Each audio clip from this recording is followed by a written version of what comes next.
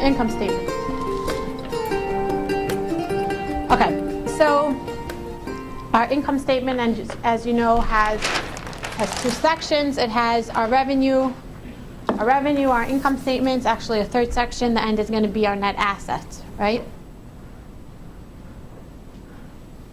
So just the general questions, again, like we said, our goal today is to get you to know what questions to ask on our financial statements. Not just to read them and sign off, say everything looks okay, but to know what questions to ask, what questions are intelligent, what questions are not, how to look at things, what to look for in a financial statement.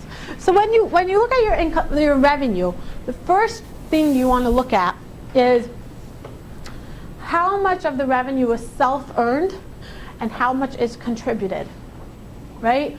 Why? Self-earned income means you're not dependent on other people, right? Contributed income can change for next year. You always want to make sure that you have some sort of holding on how much you're dependent on other people. Is there a significant funding from one source? If more than 20% of your income is from one source, you're required to note that in your notes. But besides that, it's something you want to keep in mind, that you're very dependent on one person or one entity or one government agency. You want to try as best as you could to keep yourself self-sufficient. You never want to become too dependent. Obviously, some organizations are set up in a way that they're always going to be dependent. But then you have to keep that in mind. You have to know that you're dependent on somebody. So that's obviously very important to keep in mind. To keep in mind with revenue. The other thing we want to discuss is, we discussed last time, is revenue with accounts receivable. You always want to compare the two. They should be going up in proportion or going down in proportion. Accounts receivable, right? As you all know, it comes from your revenue. Your revenue, like we said, you provide a service. There's two choices. Somebody can either pay up in cash or not, right? The not is accounts receivable. That's how we create accounts receivable. Usually we have sort of terms, a certain percent. 20% of our people put it up in credit. You want to make sure that you're sort of going in line for every year. You have the same amount percentage-wise of accounts receivable. If not, obviously that should be a red flag. If you made very little income but your accounts receivable went up a lot, it means you're not collecting your income properly. So that's obviously something we want to keep in mind. Again, revenue recognition is a very, very big issue of how do you record income? How do you recognize it? At what point in the stage does it go on our financial statements? So obviously, if it's a service, you report the service when you provide the service, right? If we give tutorial services, when you finish the session, you provide the service. When you finish the service, then you report the income. Contributions is a big one. Contributions you report when you are entitled to the money. The minute I'm entitled to the money, that's when you're reporting contributions. So if I tell you that I promise to give you $10,000, no strings attached, no restrictions, right? Right now you're entitled to the money. Even though I didn't give it to you yet, you're entitled. That's when you report it. If I say I'm going to give you $1 million if you get 500 extra members, at what point do you report the income? When you get your 500 members. The minute that you're entitled to your income, that's when you report it. So again, if it's a contribution that has no strings attached, no restrictions, you're not dependent on anything, then right away you would report the income. if there's some sort of qualification, something you have to achieve, something that has to happen. You know, I promised you $100 the next time there's a heat wave, right? The next time there's a heat wave, you're going to report that income. Okay, that's how revenue recognition works. Okay, net assets released from restriction. Okay, so how many of you have ever seen this on an income statement? Okay, so what it looks like is something like this. It's a very confusing thing to look at. You have, this is your income statement.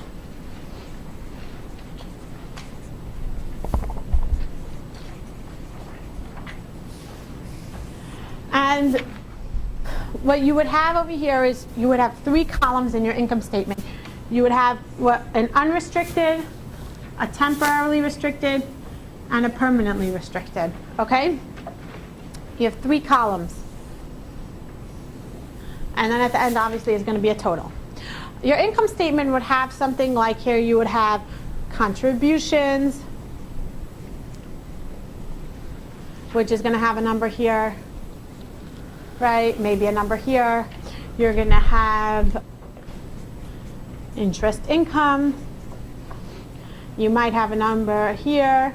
You might have interest income on your endowments, right? Okay. Then we have something very weird. We have what we call net assets released from restriction. And what does that look like? Do any of you know? What we're going to have is a negative number here and a positive number here. They're going to net out. It's the only time, generally, typically, the only time we have a negative number in our income statement is going to be net assets released from restriction. Okay? What does it mean? What does it mean? And why do we have a negative number and a positive number? Well, what it means is that we obviously have income here. We have restricted money, and what this number represents is the amount of income that became unrestricted this year, that we were entitled to use this year. And so what we do is we take it out of the restricted column temporarily or permanently. Obviously, it doesn't usually happen, and we're sort of putting that number into the unrestricted. Okay, for example, we were given money to do a workshop next year. This year, the money is restricted, and we're not allowed to use it. Next year, it becomes unrestricted. It's net assets that were released from restriction. So what we're going to do is take it out of temporarily restricted assets and put it into permanently restricted assets. Okay? That X on that line is always the same number. Yeah, they are always going to be the same number. They should always be the same number. It's just a transfer. It looks funny. It looks interesting. Why do we have a negative number on our income statements? But what this is doing is it's just transferring from one side to another. An interesting point is that income that was restricted and unrestricted in the same year. For example, you were given money to buy a new building. The same year that you got the money, you bought the new building. The same year, you actually have a choice. You could report the income over here straight as a contribution, or you could put it as a temporarily restricted contribution and then release it. If it was restricted and then unrestricted in the same year, you have that choice. Now, this goes back to what we said at the beginning, is to always keep in mind who is reading your financial statements, who is reading it, and what are they looking at. Why? Because that will tell you how to present things when you have a choice. You know, if some grantors don't want to see anything in temporarily restricted income. They don't like to see that. They want to see everything unrestricted. So if you have a choice, you'll always choose to give whatever looks better to the people you're reading it. But it's important to keep in mind who's reading your financial statements. If it's just the board of directors and you want them to see, we didn't just get in this money, it was restricted first, see the purpose. It's important to keep these things in mind because there are times when you have flexibility. Revenue recognition is actually considered the most risky area of accounting.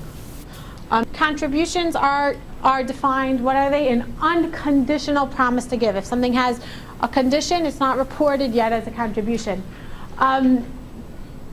Okay, when are we required to report all contributions?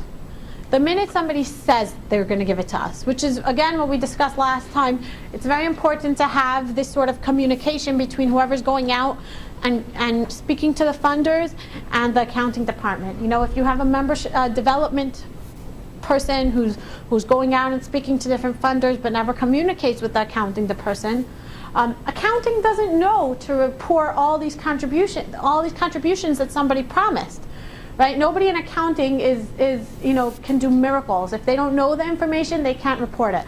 So it's very important to have this communication between different people in management and accounting, to always keep that in mind. Well, if they promise it, don't you get a promissory note from them? Not always. Not always. Sometimes people just promise to give money and then they don't give you anything. You have to call them up and remind them, send them an invoice. Oh, remember you promised to give us money. How come we didn't get it? So you don't always get something in the mail. Okay, split interest agreements. Okay, so this is something a little bit complicated. What a split interest agreement, it's sometimes called a charitable remainder trust, annuity trust, what we call a CRAT. Has anybody heard of these terms? Okay, what it is it generally happens with people who later in their life they want to give money to an organization. They want to make sure that when they pass on, all their money will go towards an organization. Problem is they don't want to give their money yet because they still need money to live on as long as they're alive.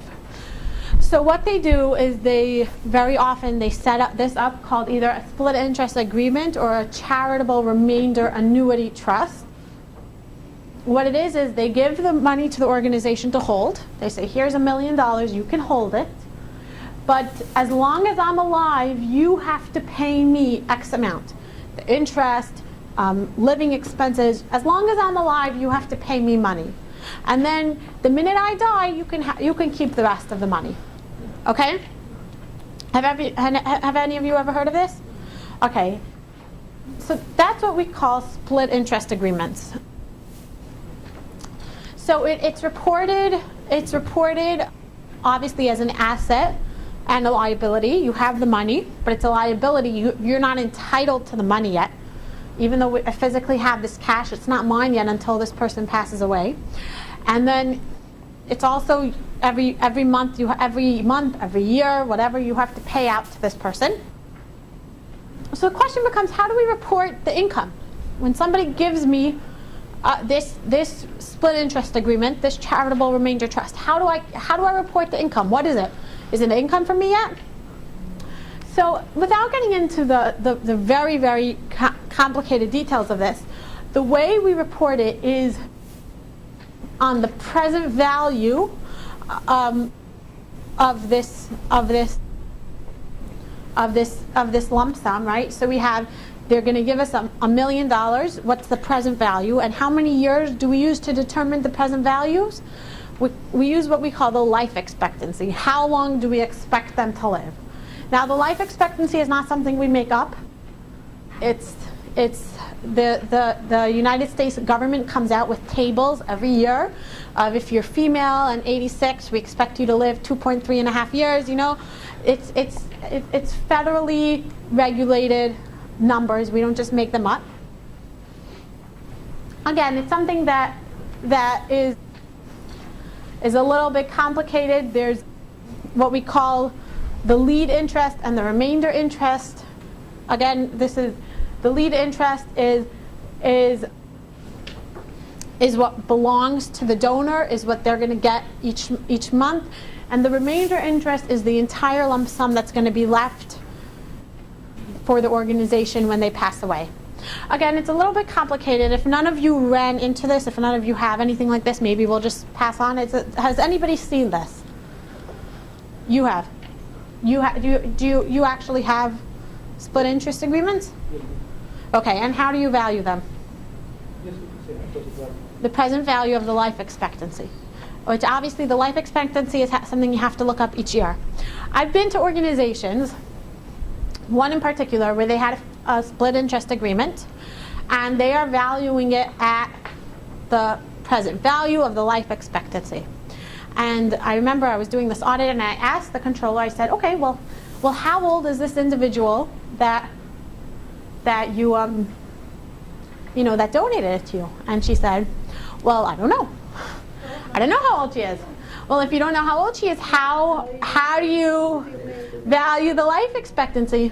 Well, we just subtract one each year. She lived another year, we subtract another year, and that's it, right? But if she's 24. Exactly. Well, you can't just make these things up. You actually have to have a birthday and know and look it up. And just because they live another year doesn't mean that, if at 24 we said we expected them to die at 85, and now they're 85 and they're still alive, we can't just say, well, it's as if they're dead because that's what we expected.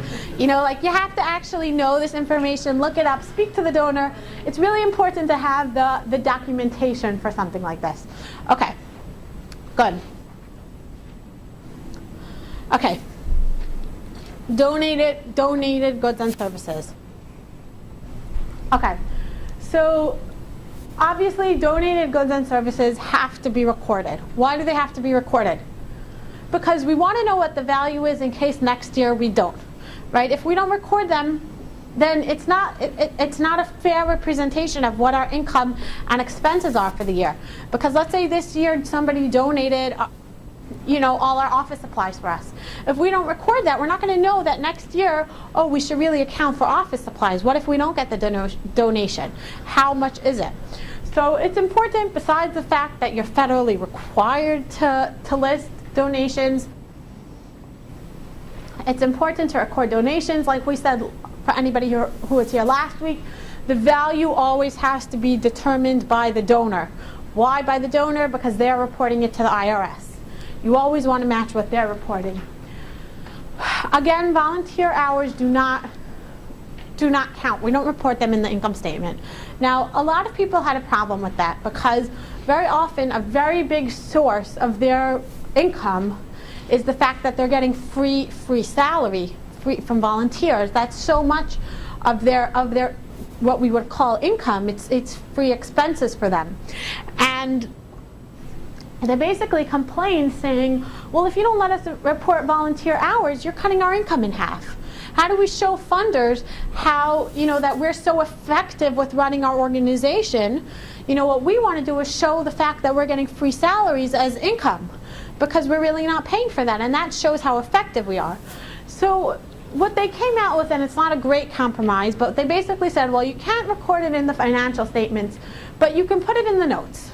Put in the notes how many volunteer hours you have, what dollar amount, and we promise to read it. Obviously, it doesn't count. It doesn't show the fair value, but at least you're allowed to put it in somewhere.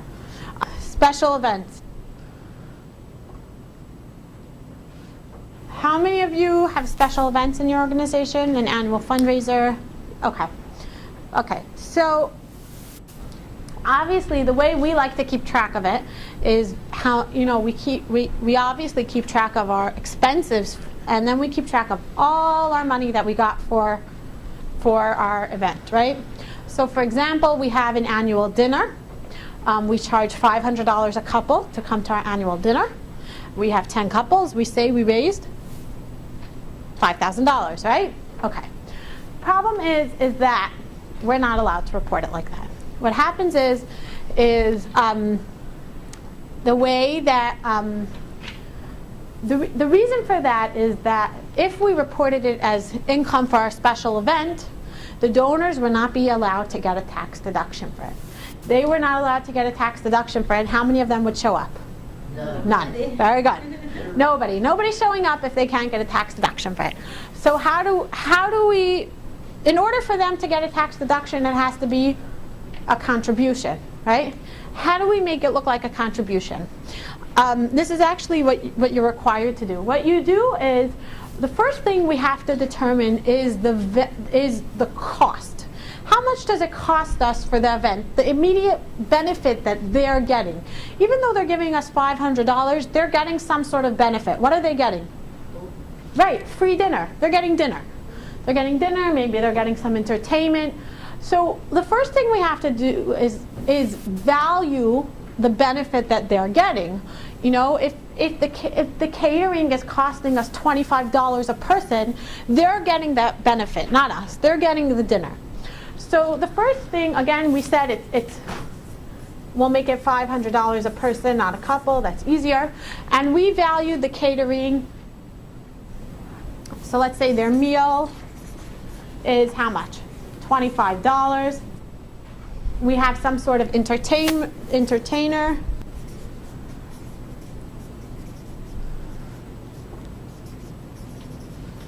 The entertainment is $30. So the total value that they're getting is $55, right? Okay. So what we then do is say, okay, they gave us $500. $55 of that was for our special event. That's the benefit they got. They got $55 as a benefit for coming for our special event. So that's the income that we report to our special event, okay? So the rest of it, which is going to be $455, $445. The rest of it, what's that? That's a contribution. That's a contribution. Right? Obviously, and they're going to get a tax deduction, not for the $500, but for the $445. They're actually not entitled. How do they know this number? Does anybody know? On your invitation to your special event, you actually have to write this number. On your invitation, you have to write what the amount that is not reportable. So when you get an invitation to dinner, on the back, usually in very small lettering, usually in gray, not black, it says, oh, by the way, $55 you're not allowed to report as a contribution. Okay, so what happens then? We got okay. What happens then is we got special event income. Event income of how much? Of $55. And a contribution of $445. Now here's the problem. How much did our special event cost us to produce? It cost us the meal, cost us the entertainment, then it cost us a whole bunch of other things that we're allocating to it. Our fundraiser, whatever we pay, our salary to our fundraiser. If we had a mailing, we sent out invitations, all these other things that maybe the person coming didn't get a direct benefit from, but it still cost us that, right? So what do we do with all that? That's all going to be part of special event expenses. And if any of you notice the way we report special events on our income statement, we report them on our income statement. Usually we have all our income, and then after we have all of our expenses.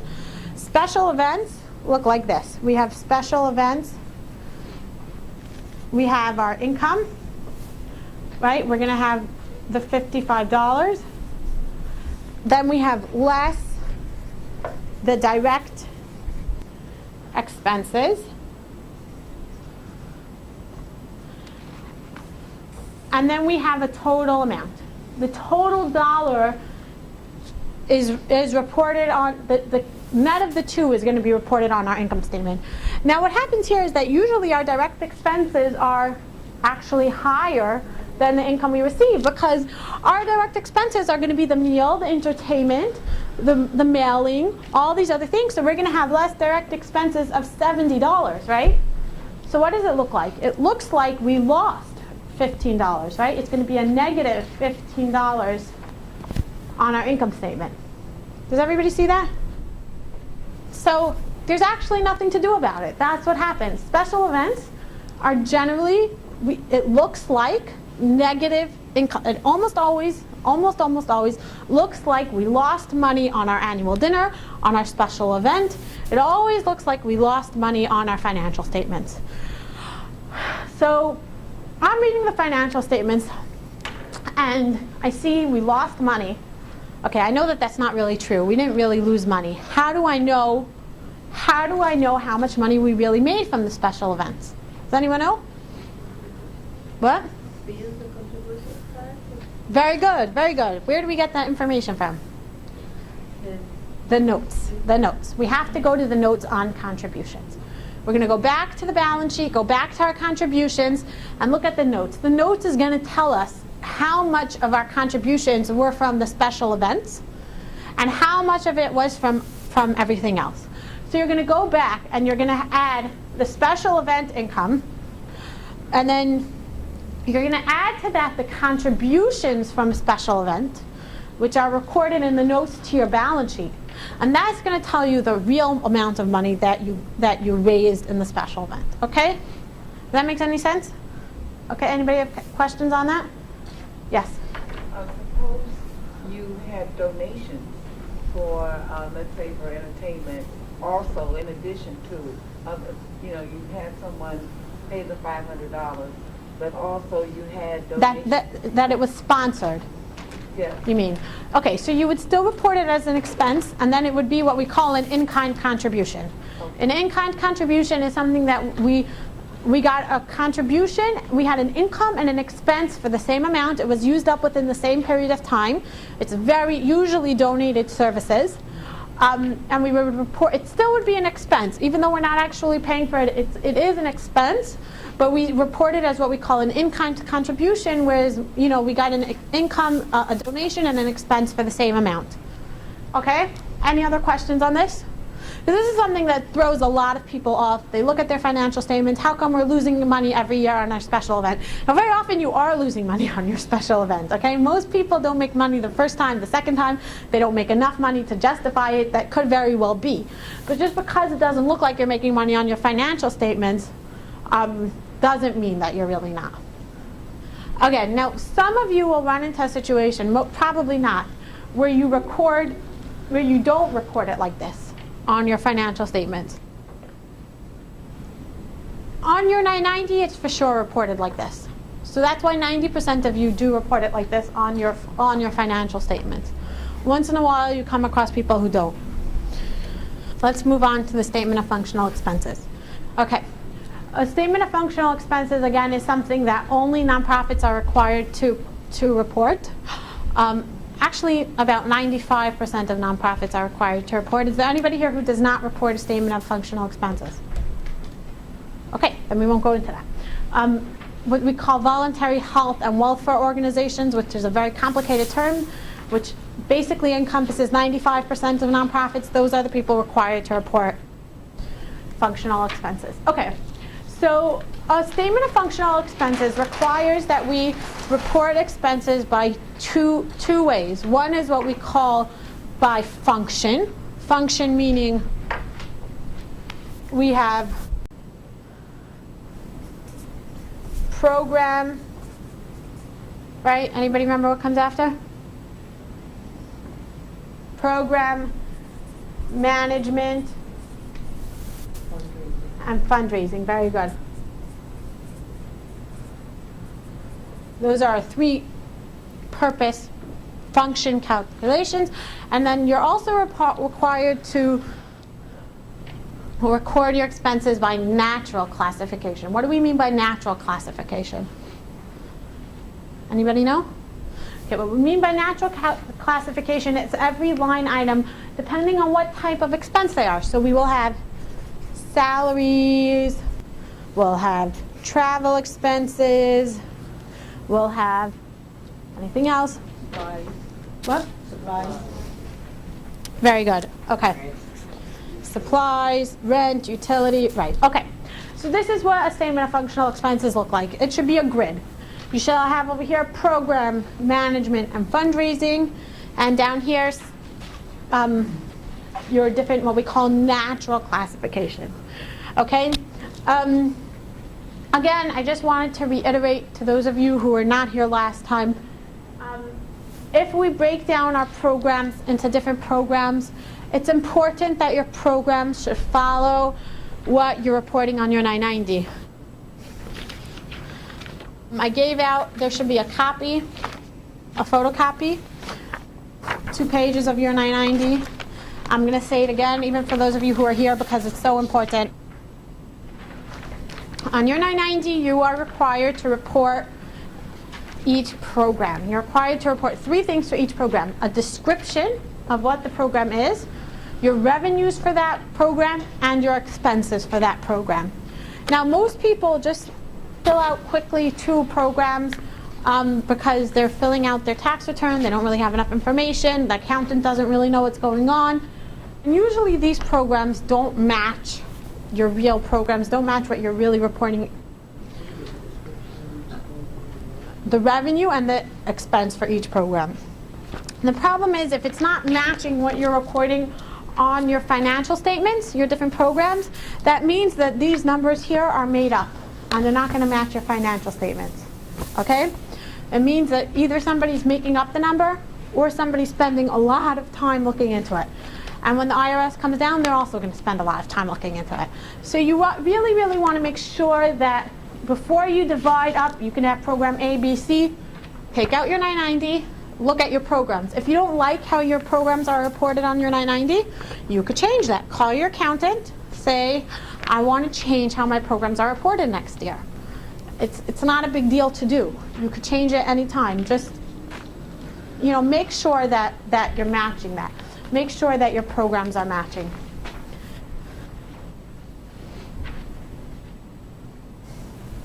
Okay, why do we have a statement of functional expenses? Why are nonprofits required to report it? So the reason is that nonprofits are mostly using other people's money, right? We don't own it, we're using other people's money. And those people whose money we're using want to know that their money is being used properly, is being used efficiently. And how do they know that? By the statement of functional expenses. Obviously, this is something we discussed before.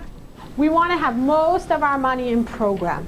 That program means that those are the services we're providing. Just because we have a lot of money being used in program, does that mean we're doing a good job?